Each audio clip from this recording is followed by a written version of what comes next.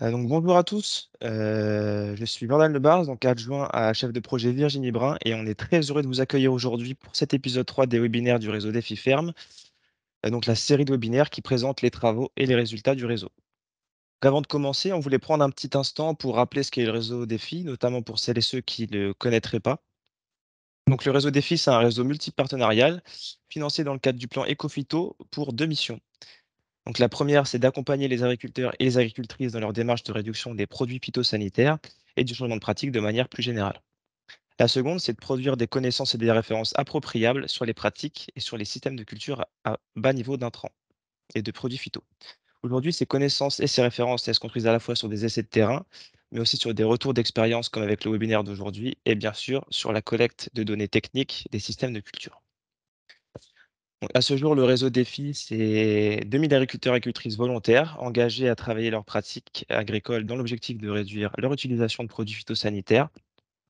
Mais c'est également 41 projets d'expérimentation qui testent et qui évaluent des systèmes de culture qui utilisent les produits phyto en ultime recours uniquement. Donc, le réseau Défi, il est présent sur l'ensemble du territoire métropolitain et aussi ultramarin.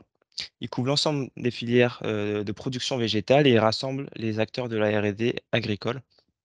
Donc, pour les citer, le réseau Chambre, le réseau CIVAM, le réseau Bio, les instituts techniques et les organismes de recherche, donc INRAE, CIRAD. Donc pour plus de détails sur le réseau défi, vous pouvez aller sur Ecofitopic. Il y a un espace défi avec une page qui présente, dans le détail le réseau.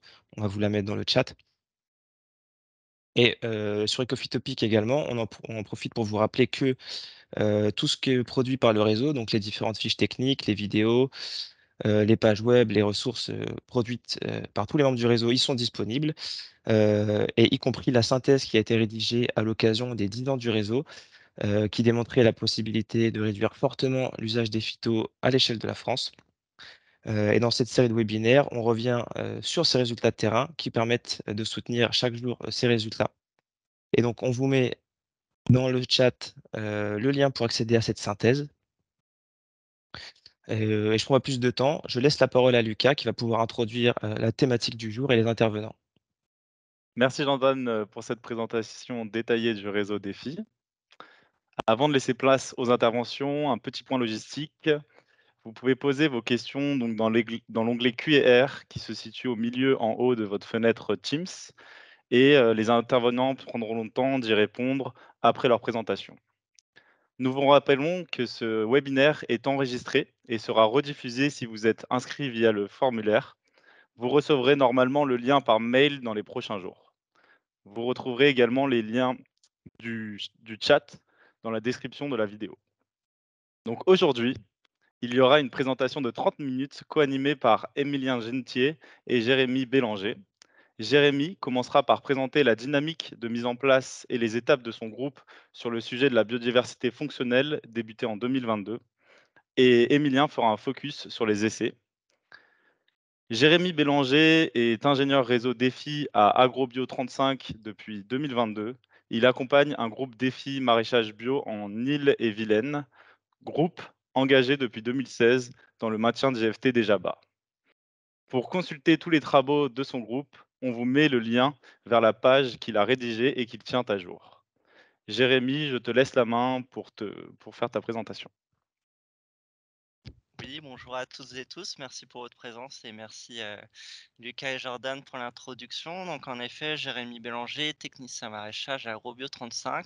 Donc moi, je vais vous présenter vraiment un peu la dynamique de mon groupe sur la thématique de la biodiversité fonctionnelle, les grandes étapes, qu'est-ce qu'on a mis en place.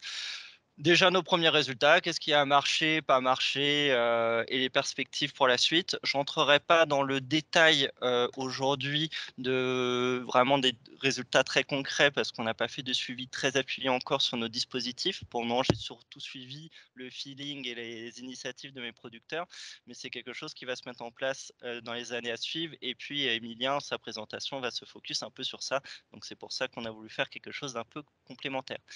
Lucas, tu confirmes que vous voyez bien mon diapo? Oui, effectivement, on va bien ton OK, diapo, ça Jérémy. marche. Donc du coup, mon groupe pour le coup travaille depuis assez récemment sur, sur la thématique de la biodiversité fonctionnelle. Donc, je vais vous présenter un peu sa chronologie. Donc, on va voir entre le lancement du nouveau projet, parce qu'il y avait un projet avant en 2016-2021, à partir du moment du nouveau projet défi en 2022 sur la biodiversité fonctionnelle, les différentes étapes, comme vous voyez, de ce qui s'est passé jusqu'à aujourd'hui et ce qui va arriver dans les prochaines années. Donc, comme je disais, mon groupe travaille depuis assez récemment sur la thématique de la biodiversité fonctionnelle. À la base, entre 2016 et 2021, le projet du groupe était plutôt porté sur la fertilité des sols en maraîchage. Donc je ne vais pas, rentrer dans le détail. Il y a eu plusieurs choses à base d'analyse, de formation sur le sol, d'essais sur l'effet des paillages. Donc on voit un peu une photo ici, notamment sur les courges et les différents paillages, paille, foin, BRF, les effets agronomiques. Donc la conclusion à la fin, c'est qu'il y avait quand même une meilleure connaissance, de son sol par chacun des maraîchers du groupe. Mais comme souvent avec le sol, il y avait encore plein d'autres questions derrière. Mais pour autant, quand on a fait les points pour la suite du projet, il y avait une thématique qui ressortait beaucoup, c'est toutes les difficultés à lutter contre plusieurs ravageurs. Surtout dans les dernières années, on a eu des années climatiques un peu particulières avec des pressions parfois assez importantes de certains ravageurs. Je vais citer les plus évidents, le puceron et les mouches, mais on a aussi des gros soucis de plus en plus dernièrement de taupins. Cette année encore, le dorifort qui a été très agressif. Donc voilà, donc il y avait ce constat-là et il y avait des expériences personnelles de certains producteurs du groupe avec déjà les plantes de service dont je vais parler après et aussi sur l'utilisation d'huile essentielle qui a suscité beaucoup d'intérêt et du coup, l'objectif du groupe était de se tourner vers, les méthodes alternatives pour, lutter contre ces ravageurs. Aujourd'hui, je vais vous présenter surtout les actions, qui concernent les plantes de service qu'on a surtout travaillé cette année et qu'on va continuer à travailler les années prochaines, mais on continue à faire des choses un peu sur, les huiles essentielles et sur d'autres pratiques un peu en fond. Alors, avant de commencer, ce qui s'est passé, c'est que, on voulait travailler sur la biodiversité et mon collègue à l'époque qui avait lancé le groupe, Alexander Kroner, dont j'ai pris le relais en juin 2022, avait, eu, pour constat de se dire: «Bon, c'est bien, là, on va essayer de travailler sur l'intérêt de la biodiversité pour nous aider, dans la protection des cultures, mais faisons déjà un point sur la biodiversité sur nos fermes». Donc il a fait un diagnostic biodiversité sur l'ensemble des fermes du groupe, qui sont au nombre de 12. Il a utilisé un modèle diagnostic sol agro qui existe et qui est commun à plusieurs productions. Très rapidement, le constat, c'est que c'est un modèle de diagnostic, comme souvent, qui n'est pas adapté aux productions maraîchères, donc je ne vous le conseille pas. Aujourd'hui, j'en ai pas trouvé qui sont vraiment satisfaisants à ce niveau-là. Et on s'est rendu compte que dans notre public maraîcher, donc à Robio 35, nous, on a majoritairement des fermes maraîchères entre 1 et 5 hectares de légumes diversifiés à très diversifiés en vente directe et on est déjà sur des gens qui sont très sensibles à la biodiversité et quasiment l'ensemble des groupes en fait ont déjà une bonne biodiversité naturelle sur la ferme, que ça soit en termes de haies comme on voit sur la photo, de points d'eau, de prairies fleuries donc voilà. Pour autant on observe quand même des soucis, donc on a quand même une base qui est assez riche mais on observe quand même des soucis au niveau des ravageurs et des maladies, surtout ravageurs. Donc c'était intéressant quand même d'appuyer un peu plus sur l'intérêt et comment on peut favoriser les auxiliaires. Donc en se basant sur ces diagnostics, on a fait intervenir Johanna Villeneuve, donc entomologiste assez réputée sur la France, qui fait partie de la société Fleurs Insectes. Donc on l'a fait intervenir sur 2 jours, une première journée en mai 2022 et une autre en décembre. La première journée, c'était vraiment faire le point sur les auxiliaires. Comment on reconnaît les auxiliaires? C'est quoi leur biologie, leur rôle dans la régulation des ravageurs? Comment on les identifie sur le terrain? Avec quelles clés? Donc, elle a montré aux producteurs la clé simplifiée Oxymore que je vous conseille, qui est disponible en ligne et qui est très simplifiée et qui permet déjà pour les producteurs chez eux d'identifier par eux-mêmes certains insectes, les principaux. Et puis, à vraiment acquérir les bases des besoins des auxiliaires pour après passer sur l'idée d'aménagement de plantes de service qu'on allait travailler sur une deuxième journée.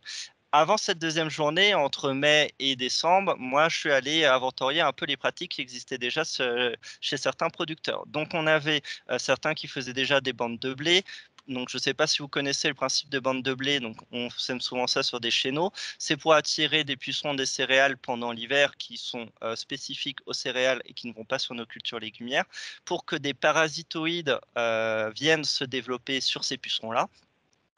Et quand nos cultures légumières, nous, arrivent en mars sous les abris, sont implantées, qu'il y a les pucerons spécifiques des cultures légumières qui arrivent, que les parasitoïdes se transfèrent du coup sur ces cultures-là.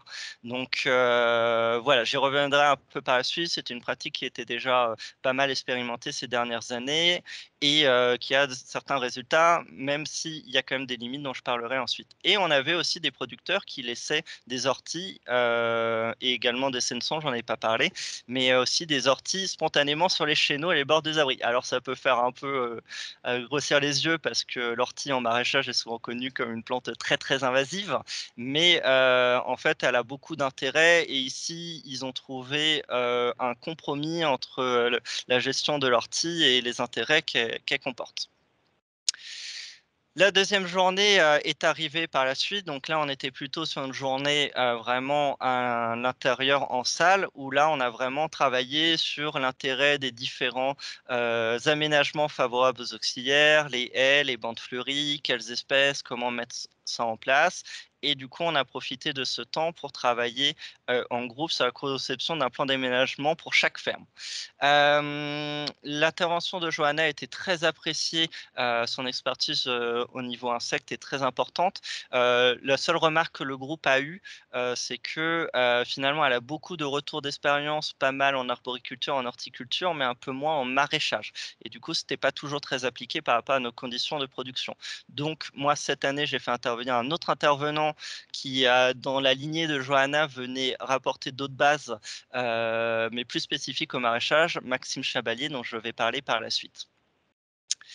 Suite à la formation, concrètement, on a demandé aux producteurs qu'est-ce qu'ils avaient envie de travailler. Donc il y avait différentes choses et à un moment dans ces diapos, Johanna avait présenté les boîtes à chrysopes.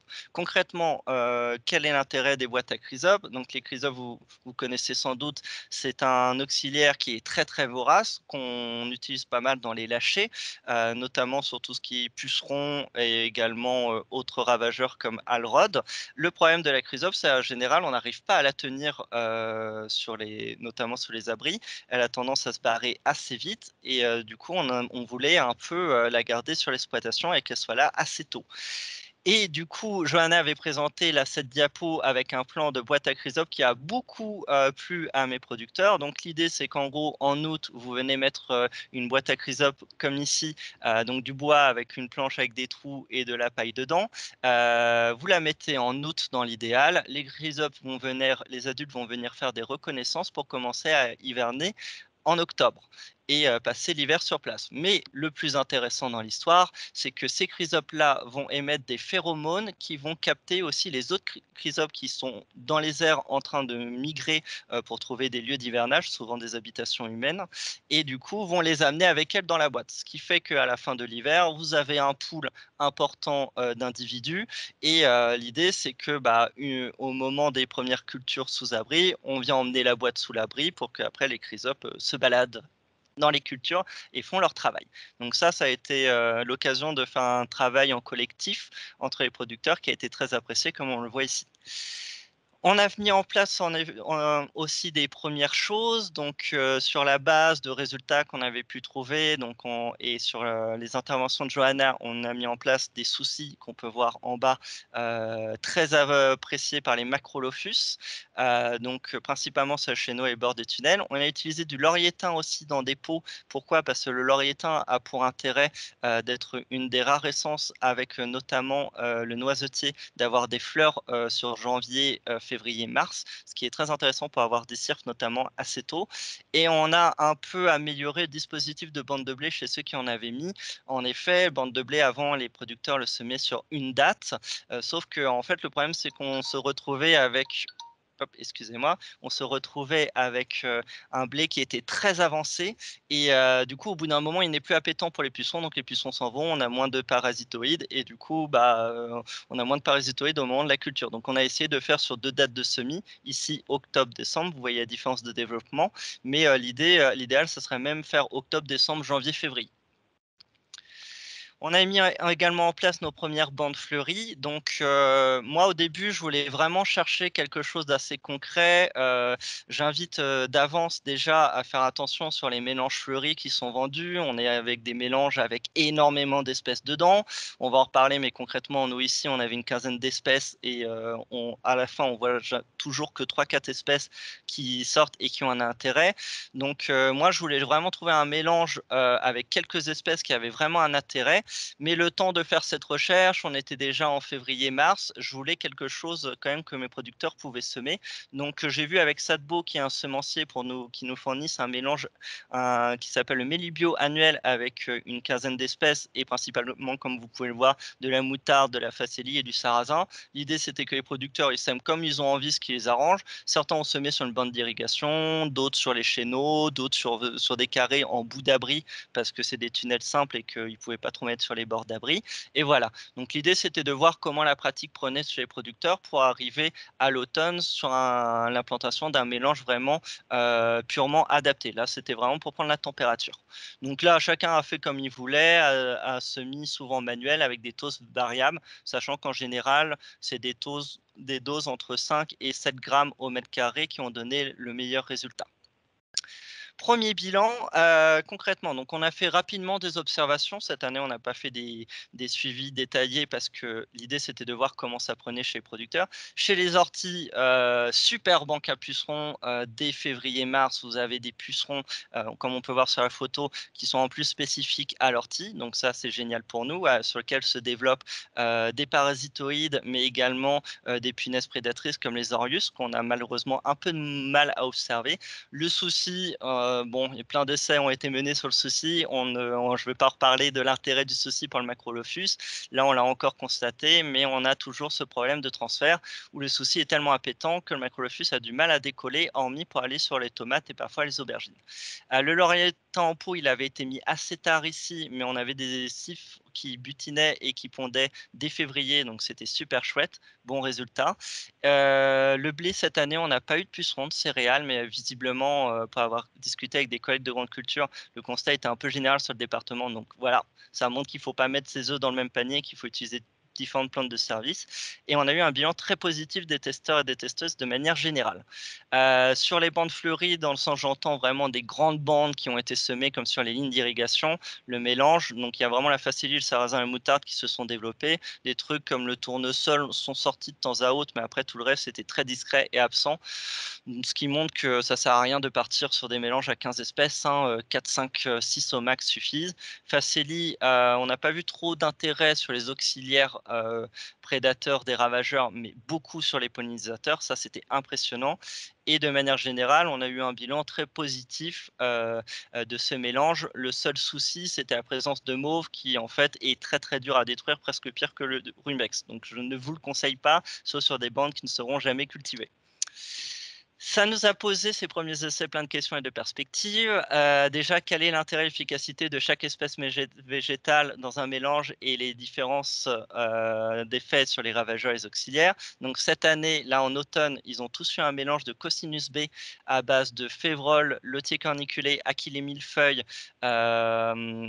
blé et Alice. Et ça, c'est vraiment un mélange qui a été travaillé par l'essai en maraîchage et qui donne des très bons résultats, qui est vendu par Phytosam, avec qui on a un très bon contact, qui sont très pros, donc je conseille.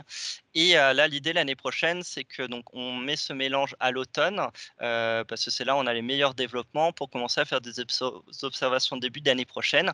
Et on va suivre vraiment pour chaque espèce végétale, qu'est-ce qui attire tel auxiliaire et l'effet sur les ravageurs des cultures à côté. On a également vu aussi que l'importance du maintien des ravageurs, notamment sous abri, c'est la gestion de l'hygrométrie et des températures sous abri. Donc ça, on va travailler ça avec des sondes Kimo. Et on cherche aussi à approfondir l'intérêt au niveau technico-économique de ces itinéraires de plantes de service. Donc pas plus tard que lundi dernier, j'ai fait intervenir Maxime Chabalier qui travaille depuis 7 ans le sujet et qui a complété la formation de Johanna Vilda, mais a apporté vraiment un aspect technique maraîchage, parce que lui, il conseille maraîchage, et ça a été très, très apprécié. Donc, j'ai pas mis de photo là, parce que ça datait de lundi, mais c'était très intéressant. Et là, notre idée, ça va être vraiment de voir aussi l'intérêt sur la protection, mais aussi en termes de coût et de temps de travail de cet itinéraire-là. Et du coup, là, donc le mélange cosinus B a été semé à une densité minimum de 5 grammes par mètre carré parce que sinon, après, c'est pas assez. On a mis en place nos boîtes à chrysope là sur l'automne et on va essayer de les ouvrir en janvier pour faire des comptages pour voir ce que ça fait. Et du coup, il y a aussi les producteurs qui testent différentes choses selon leur appétence et leur envie. Et du coup, comme je l'ai dit, ça va être tout ça le sujet d'un stage de 6 mois l'année prochaine avec, sur lequel on va travailler avec d'autres partenaires, dont Emilien, donc je vais enfin laisser la parole. Je suis désolé, j'ai un peu débordé, pour faire des suivis. Voilà. Merci pour votre attention et désolé Emilien. Alors, merci, Jérémy, pour cette présentation qui nous replace bien l'historique des actions, de ton groupe. Ah oui, je vais me remettre ma caméra. Voilà, et donc à ce stade de la présentation, nous allons prendre 5 minutes pour répondre aux premières questions, de la salle. Donc, une question de Cécile, Veynaud. Donc concernant le blé, à quel moment les pucerons apparaissent-ils? Et les parasitoïdes prennent-ils le relais dès les premières infestations de pucerons sur les cultures maraîchères? Jérémy, je ne sais pas si Ouais, c'est variable. En général, moi, des observations que j'ai pu avoir, ils arrivent, au niveau janvier et pour la prise de relais des parasitoïdes, je vais citer Maxime, du coup, qui dit qu'en gros, si vous voulez vraiment avoir un effet, de ces auxiliaires sur, après, les ravageurs de la culture, il faut que les pucerons sur votre bande de service, donc là, ici, les blés, arrivent au minimum un mois avant les pucerons, sur votre culture légumière pour que les parasitoïdes aient le temps de se mettre en place et qu'après ils puissent se transférer.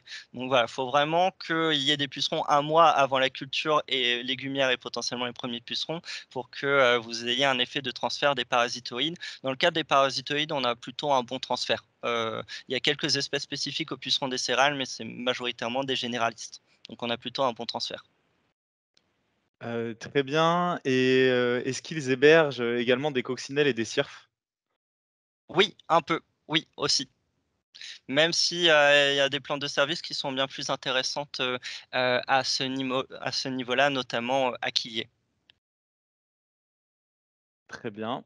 Merci pour tes réponses, Jérémy.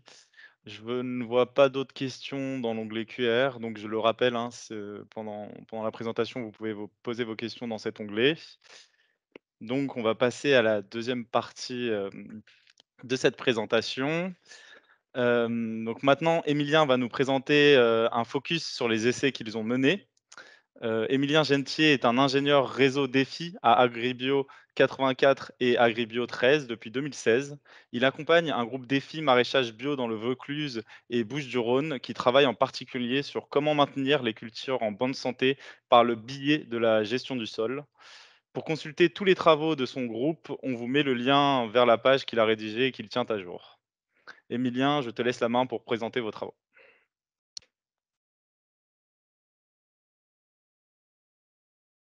Oui, bonjour. Est-ce que vous m'entendez bien? Oui, on Alors, t'entend bien. On t'entend bien. ok, super. Il y a un petit décalage. Je vais vous présenter donc un essai qui a été réalisé chez un maraîcher du groupe des filles situé dans le Vaucluse. Alors, on travaille depuis maintenant 2 ans sur les plantes de service en complément des travaux sur la fertilité du sol, et en particulier grâce au lien qu'on a avec les réseaux des filles XP, Cosinus, avec le GRAB et également l'APREL et le CTIFL. Donc, je vais vous présenter aujourd'hui un dispositif d'essai les choix des plantes de service utilisées sur une culture de fraisier. Alors, je ne vais peut-être pas avoir le temps de détailler l'itinéraire technique, mais si vous avez des questions à ce sujet, vous pourrez les poser à la fin.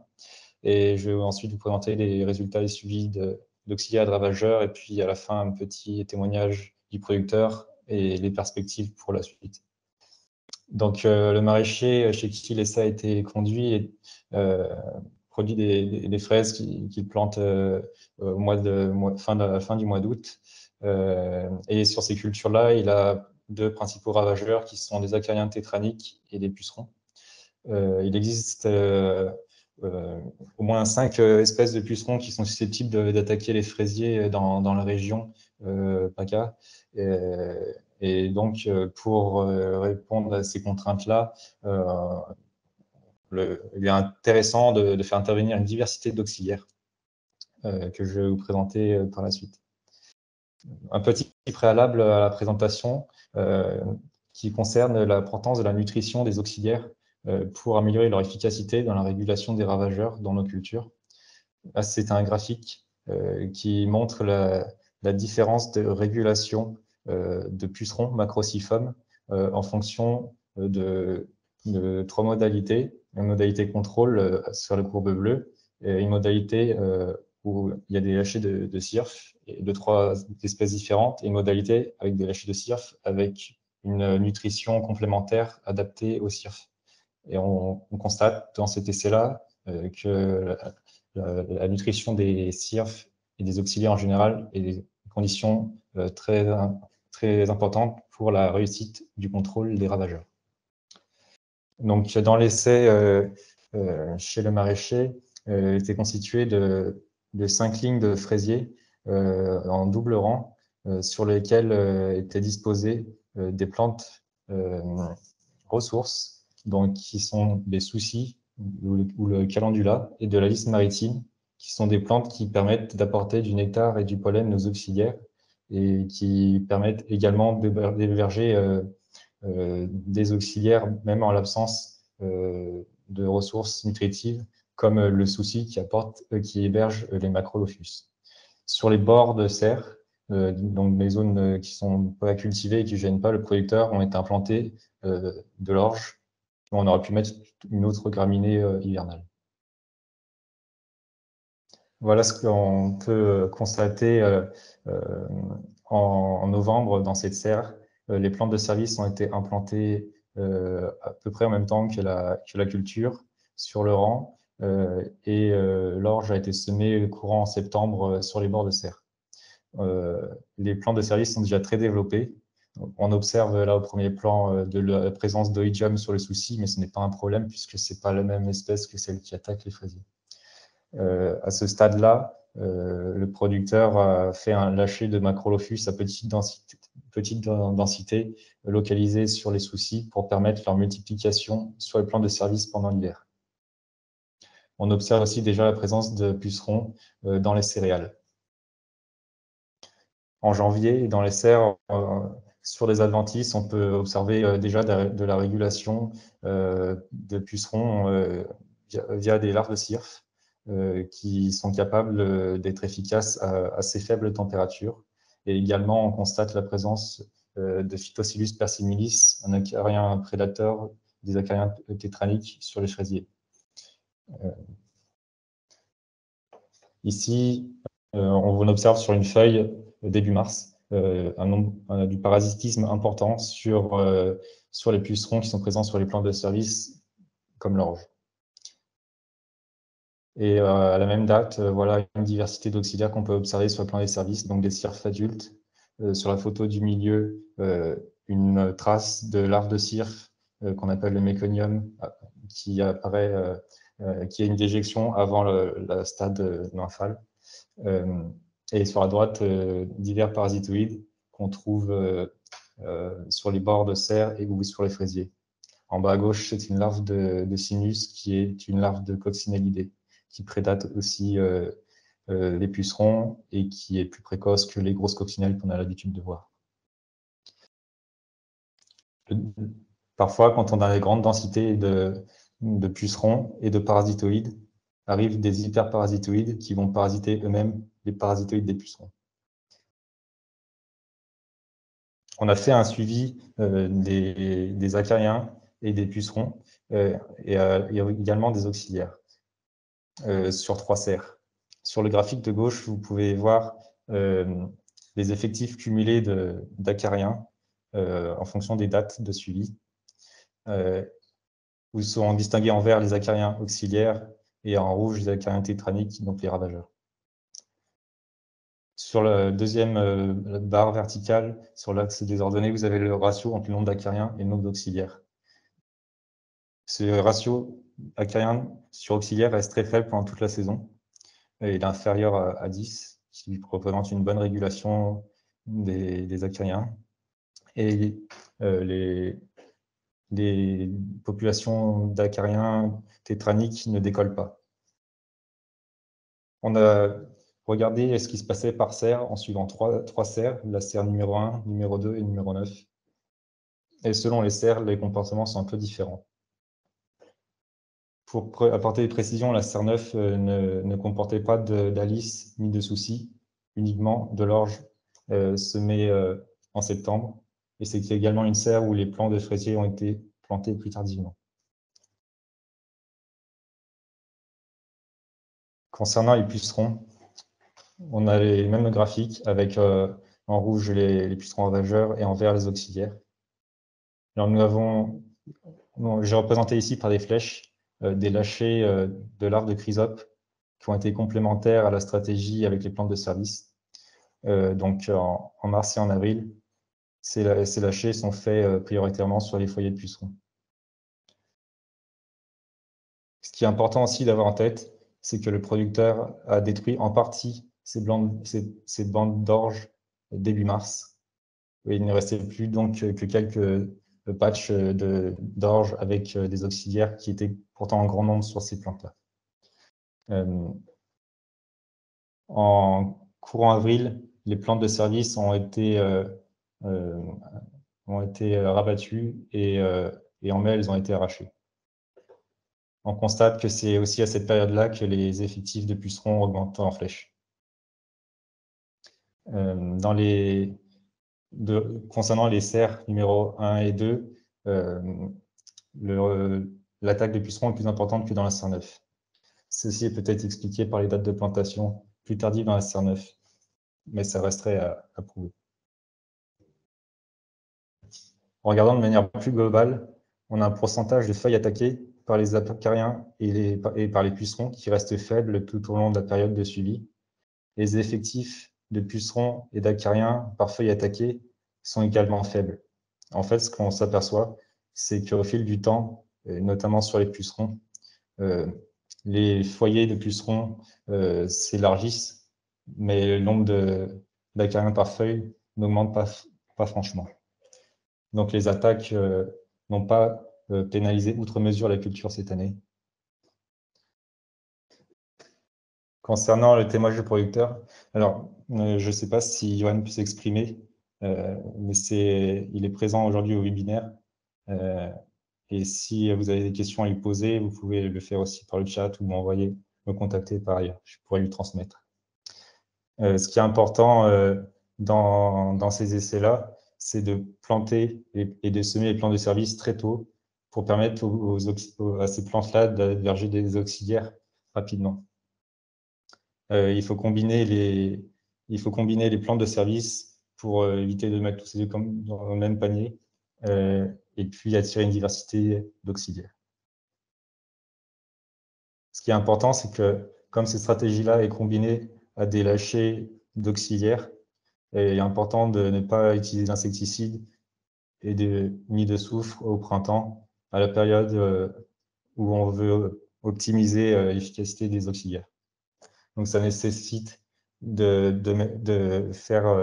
mettre en place une stratégie qui soit complète et pas faite à moitié, sinon on risque d'être déçu par l'efficacité. Un autre point très important dans les conditions du sud de la France, c'est de réussir à maintenir une hygrométrie importante qui est nécessaire à la survie et à la reproduction des auxiliaires, notamment par la pratique des bassinage. J'ai essayé d'estimer à peu près le coût des stratégies avec la protection biologique intégrée par rapport à une stratégie où le producteur aurait dû multiplier les traitements au savon noir pour gérer les pucerons. Et ce qu'on s'aperçoit, c'est que ces coûts ne sont pas démesurés et qui pourraient être même encore réduits en optimisant la méthode. Cette année, le producteur a utilisé du savon noir uniquement pour la période de culture en 2023 pour diminuer la pression en pucerons pendant l'hiver avant que les auxiliaires n'aient le temps de venir dans les plantes de service. Mais il n'a pas eu de traitement en 2024 à partir de la floraison de la culture. Voilà les pistes d'amélioration qu'on pourrait avoir pour améliorer l'efficacité de la méthode.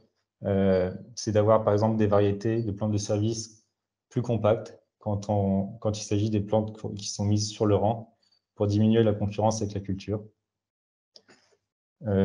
Augmenter la diversité des plantes de service. Notamment, on connaît des plantes qui ont des nectaires extrafloraux qui permettent d'améliorer la nutrition des auxiliaires, comme la vesse ou la févrole. Par contre, il faut veiller à bien être au courant des interactions entre les pucerons que peuvent héberger ces plantes de service et ceux qui sont susceptibles d'aller sur les cultures. Notamment sur les soucis, on a constaté la présence de Macrociphium forbiae, mais qui ne s'est pas du tout répandu aux cultures de fraisiers, même les plants qui étaient proches des soucis. Mais ça reste à surveiller. Concernant l'amélioration de l'effet des auxiliaires, on a observé assez peu de Macrolophus dans les fraisiers. Il faudra peut-être augmenter la dose de lâcher à l'automne pour améliorer leur efficacité et qu'ils se reproduisent en plus grand nombre. Et également faire du transfert actif en coupant les tiges et les disposer dans la culture pour forcer le transfert des auxiliaires dans la culture. On pourrait aussi installer des vivaces sur les bords de serre pour éviter d'avoir à ressemer chaque année des graminées et puis améliorer la nutrition des auxiliaires tout le long de l'année. On pourrait aussi compléter artificiellement l'alimentation des auxiliaires et améliorer leurs conditions de survie en leur apportant un habitat, par exemple via un paillage organique. Pour améliorer les conditions de survie des auxiliaires et diminuer les risques sanitaires sur la culture, c'est intéressant de mettre un paillage micro-perforé pour pouvoir bassiner plus facilement et éviter les problèmes de pourriture sur les fraises, ce qu'on n'a pas constaté pour autant cette année, même sans paillage micro-perforé. Il faudrait aussi probablement mesurer plus finement l'hygrométrie pour savoir quand déclencher les aspersions, car pour l'instant, ça se fait uniquement via l'observation et l'expérience. Et également, le levier de la fertilisation est très important à actionner pour éviter le problème de pucerons et limiter notamment les excès en fertilisation d'azote. Et encore un point de détail qui est peut-être à creuser chez les maraîchers qui gardent leur serre plastique assez longtemps, c'est dire vérifier que la luminosité est suffisante pour permettre aux cultures d'être assez vigoureuses. L'ombrage est aussi très important dans nos conditions du sud de la France pour gérer la température. Donc voilà les principales pistes d'amélioration qu'on pourrait aller chercher. Je voulais terminer la présentation sur quelque chose qui est très important et qu'on n'a pas abordé aujourd'hui, c'est tout l'aspect qui concerne les abords des serres, ce que les maraîchers n'entretiennent pas ou peu, et qui concerne en fait tout ce qui est les corridors écologiques et la flore spontanée. On peut observer sur certaines plantes, comme sur le laitron maraîcher, des auxiliaires en grand nombre qui viennent se nourrir de pucerons spécifiques, mais également sur le chardon, avec des coccinelles qui se reproduisent parfois en grand nombre, et également sur d'autres plantes comme les grandes marguerites ou les matricaires, et également sur les véroniques, qui sont des sources d'alimentation via leur floraison très précoce. Voilà quelques exemples qui ne sont pas exhaustifs. D'où l'importance pour les maraîchers de parfois se retenir sur l'entretien des abords. Voilà, je vous mets quelques références bibliographiques si vous voulez aller plus loin. Et alors, je ne l'ai pas fait figurer ici, mais les travaux de Sébastien Picot du CTFL sont aussi intéressants à regarder à ce titre. Merci. Très bien, merci beaucoup Émilien pour ta présentation. Du coup, je tenais juste à préciser qu'un document sera bientôt rédigé par Émilien et Jérémy qui retracera donc les travaux présentés aujourd'hui sur leur chaîne Ecophytopic. Maintenant, donc on va faire place aux questions et donc les intervenants vont répondre aux questions posées dans l'onglet Q&R. Donc tout d'abord, une question d'Inès Mahé pour Jérémy. Donc, quel était le contenu de la formation avec Maxime Chavalier? Peux-tu nous détailler un peu plus le programme? Ouais, alors, du coup, Maxime, donc le contenu de sa journée, donc qu'on a fait en une journée, mais qui pouvait carrément faire 2 journées, donc c'était assez dense et clairement ça pouvait faire 2 jours. Donc il a fait un rappel sur les auxiliaires quand même parce qu'il y avait pas que des gens de mon groupe défi, on avait aussi d'autres maraîchers, pour la plupart et du coup c'était bien de faire des rappels. Donc il s'est vraiment, concentré sur les principaux. Il a aussi fait le tour sur les différentes espèces de pucerons, c'était plutôt orienté pucerons, même si on a parlé des autres ravageurs. Donc sur les besoins des pucerons, leur cycle, les difficultés d'intervenir et tout. Et après, en fait, Maxime, comme il l'a raconté au début, il a fait une formation, il racontait des histoires. Donc à chaque fois, il racontait des anecdotes sur les protections, sur les ravageurs et tout. Et puis, il a fait aussi tout un diaporama de vraiment d'aménagement mis en place chez ses producteurs. Donc en fait, c'était tout un diaporama de photos. Il dit, bah, lui, il a mis ça parce qu'il avait tel objectif, telle contrainte, et voilà. Et du coup, à chaque fois, c'était la discussion. Après, on avait fait une visite de la ferme où on était, où du coup, il a pu nous montrer, bah, en plus, on a trouvé plein d'auxiliaires, donc il montrait, bah voilà, ça, tel auxiliaire, on peut le trouver comme ça, il a tel intérêt et tout, voire même des auxiliaires que moi, je n'avais jamais vus avant. Donc, c'était hyper intéressant. Et l'après-midi, du coup, on a fait un petit atelier pour vraiment qu'ils conçoivent l'aménagement qu'ils aimeraient mettre en place et qu'ils présentent au reste du groupe et à Maxime après. Et enfin, il a aussi parlé de stratégie. Donc voilà, à quel moment il faut qu'on commence à avoir les auxiliaires sur les plantes de service et sur les cultures, quand est-ce qu'il faut intervenir? Si on commence à avoir un pic de pucerons dès le début, est-ce qu'il faut intervenir? Oui, non et comment? Nous, on est en bio, donc comment en bio on le fait?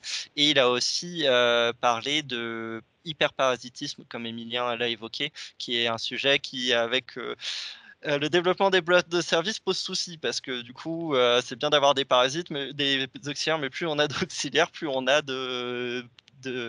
d'hyperparasites de ces auxiliaires. Donc voilà, donc c'était très complet et clairement, Maxime, vous pouvez le faire intervenir sur 2 jours. Il est hyper riche et hyper intéressant et très appliqué aux maraîchers et au maraîchage et il a été très apprécié.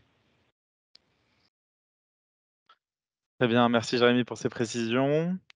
Une autre question, donc peut-être plutôt pour Émilien cette fois-ci. Quelle est cette nourriture spéciale CIRF? Je ne sais pas si je vais citer des marques maintenant, mais il y a différents fournisseurs d'auxiliaires qui commercialisent des solutions sucrées qui sont adaptées aux auxiliaires. Si je peux compléter, justement Emilien, Maxime en parle aussi de ces solutions-là et il vous donne des conseils pour les appliquer qui sont pas toujours, les conseils donnés. Il y a souvent pas de détails trop sur cette alimentation, nectar ou solutions sucrées au pollen que vous pouvez apporter, mais Maxime vous donne vraiment des protocoles de dire, bah, faut mettre telle dose à tel moment et à telle date, et apparemment sur moi j'ai des producteurs qui achètent du pollen comme ça ou de l'aliment, qui l'utilisent en une fois et en fait, avec Maxime, ils ont découvert que sur 3 ans, ils pouvaient l'utiliser, quoi, pour la même dose. Donc, voilà, ça permet de faire des économies. OK, très bien, merci.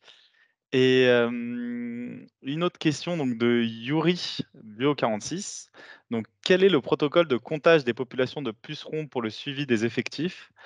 Pour l'analyse des résultats? Non. Ensuite, bon, déjà, on peut commencer par, cette première question. Emilien. Oui, alors c'est vrai que je n'ai pas détaillé le protocole sur l'essai là. Donc dans une serre, sur les 5 rangées de fraisiers, ont été comptées 3 rangées, sur 3 rangées, donc celle du milieu et les deux du bord, 10 plants par rangée et 3 feuilles par plan.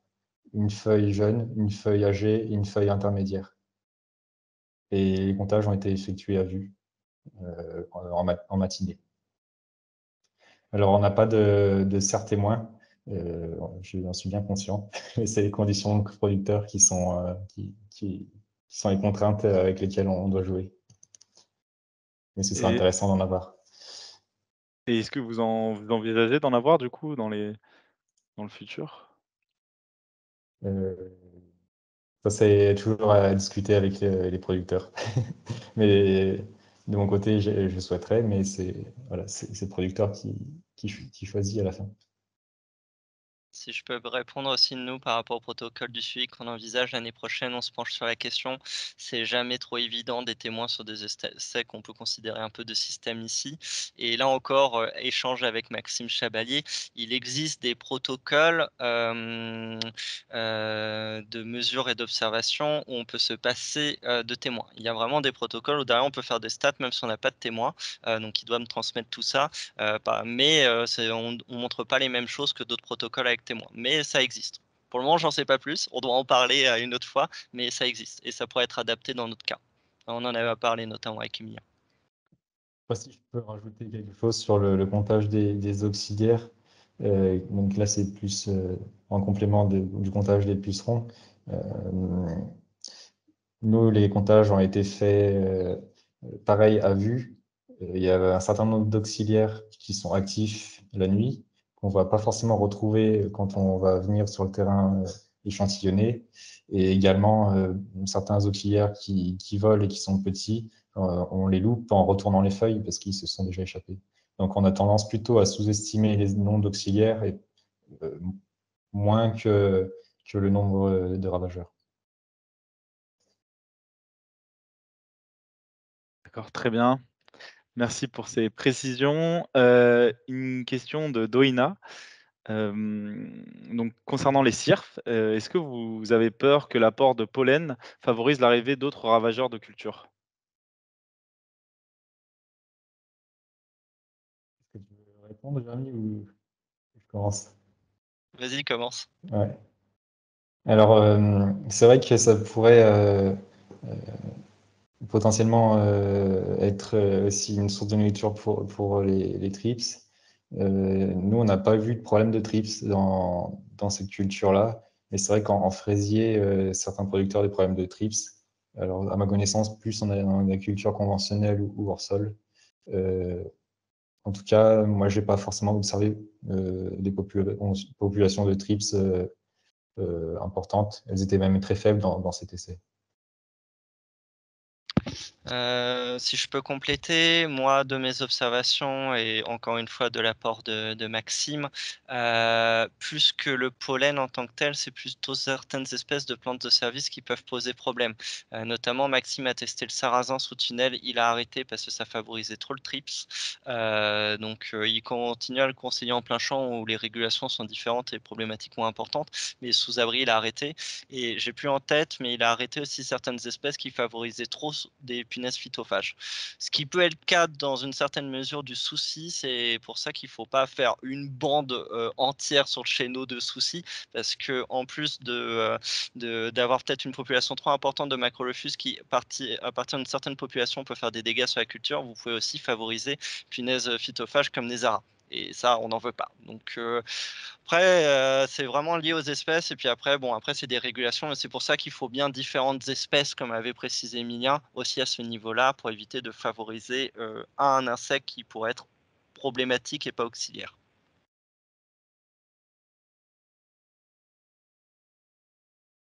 Très bien, merci. Et une question donc de Inès Mahé.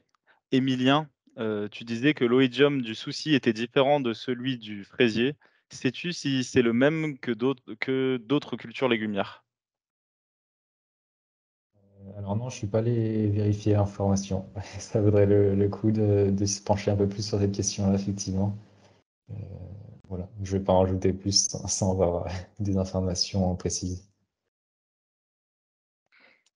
Très bien, très bien. Et du coup, il y avait également une question plus sur, les itinéraires techniques. Donc, est-ce qu'il y a des précautions qu'il faut prendre pour intégrer les plantes de service dans un itinéraire technique? Oui, effectivement. Est-ce qu'il faut déjà se poser la question de savoir si on va pouvoir irriguer les plantes de service et si oui, comment? Euh, Également, déterminer quel volume vont prendre ces plantes-là pour qu'elles ne gênent pas les passages pour les récoltes ou toutes les opérations culturales. Ça, c'est les premiers points pratiques à avoir en tête. Et puis également planter les espèces à un moment de leur cycle où elles vont pouvoir bien se développer.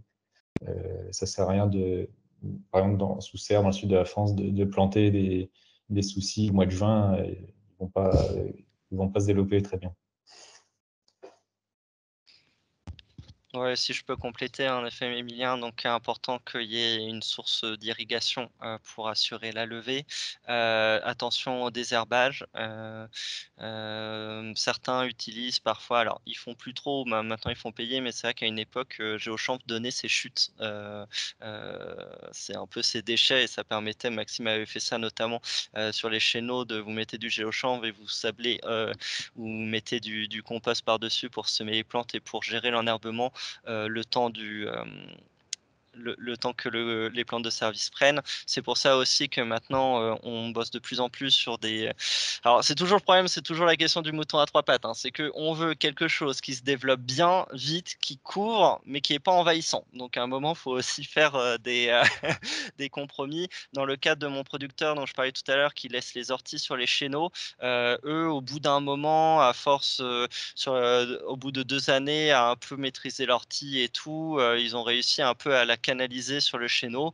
Et après, voilà, c'est un entretien dans les passe-pieds autour, mais ça passe. Mais oui, il faut avoir conscience que potentiellement, peut avoir un peu de gestion et d'entretien.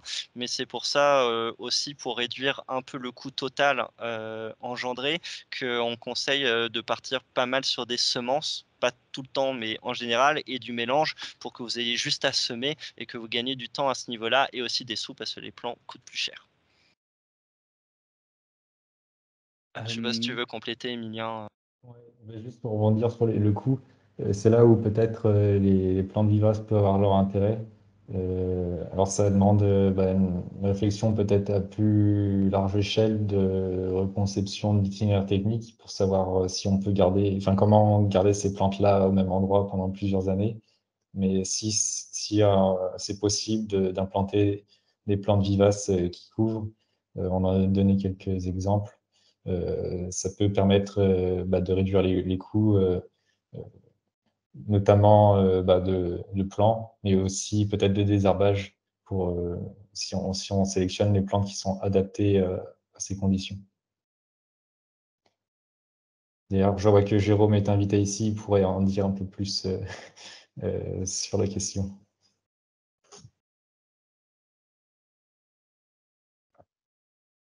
Oui, justement. Justement, d'ailleurs, il a fait une précision sur l'oïdium, que en fait, il y a eu à l'INRAE, ils font des essais de repiquage de l'oïdium du souci sur concombre, courgettes, laitue et tomates, et qu'il n'y a pas eu de transmission. Donc, il semblerait que les souches d'oïdium soient spécifiques de cette famille botanique. C'était pour répondre à ta question, Inès. Et Inès également vient de reposer une question concernant Maxime Chabalier. Est-ce qu'il a publié donc ses résultats quelque part, ou est-ce qu'il il les présente uniquement lors de ses formations? Max, en fait, il a un groupe défi à la base, c'est comme ça qu'il a développé, il a bossé Action, donc il a une page éco-phytopique. Peut-être que ça pourrait être mis d'ailleurs. Je pense que ça se trouve vite fait. Hein, c'est le groupe défi maraîchage de Vendée. Donc il met pas mal de résultats dessus, il fait pas mal de vidéos. Il a aussi d'autres projets SP à côté. Et Maxime fait vraiment beaucoup de diffusion. Vous allez le trouver très vite sur Défi. Et il va continuer à en diffuser. Donc non, il est très pour la diffusion et ses résultats sont assez faciles à trouver. Peut-être pas les tout derniers, mais en tout cas ceux de 2021-2022 sont trouvables. Très bien, merci Jérémy pour ces précisions. Peut-être une dernière question rapidement, parce que je vois qu'on arrive à la fin du temps. Et comment coupler les lâchers d'auxiliaires du commerce avec les stratégies de plantes de service? Tu veux répondre, Emilien? Ouais, je peux commencer si tu veux. En fait, la, di- on va dire la difficulté avec les plantes de service, c'est qu'elles sont efficaces uniquement à partir du moment où elles ont un certain nombre d'auxiliaires qui permettent de développer de pucerons, enfin, de ravageurs qui permettent de développer les auxiliaires. Et donc, les lâchers d'auxiliaires peuvent être complémentaires dans la phase où les plantes de service sont pas encore totalement opérationnelles.